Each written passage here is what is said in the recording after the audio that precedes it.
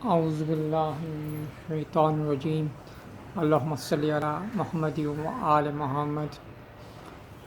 جیسا کہ ہم دیکھتے ہیں کہ لوگوں نے قرآن پاک پڑھا ہے، حفظ کیا ہے، لیکن پھر بھی ان کو ہدایت نہیں ملی ہے، جس کی وجہ سے وہ ایسی حرکتیں کر رہے ہیں جس کی وجہ سے دوسرے لوگوں کو تکلیف و نقصان پہنچتا ہے۔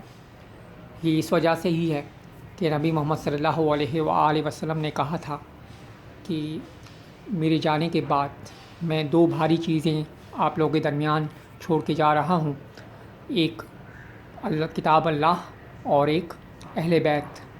اگر دونوں میں سے کسی ایک چیز کو بھی چھوڑ دیا تو آپ گمراہ ہو جاؤ گے، ٹھیک ہے۔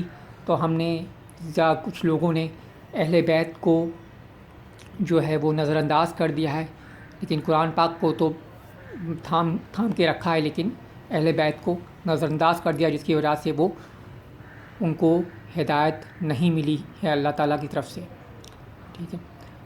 اور بس اللہ ہم سب کو ہدایت دے اور سیدھے راستے پہ صراط مستقیم پر چلائے، تاکہ ہم سب حقیقی طور پر کامیاب ہو جائیں۔ اللہ حامی و ناصر۔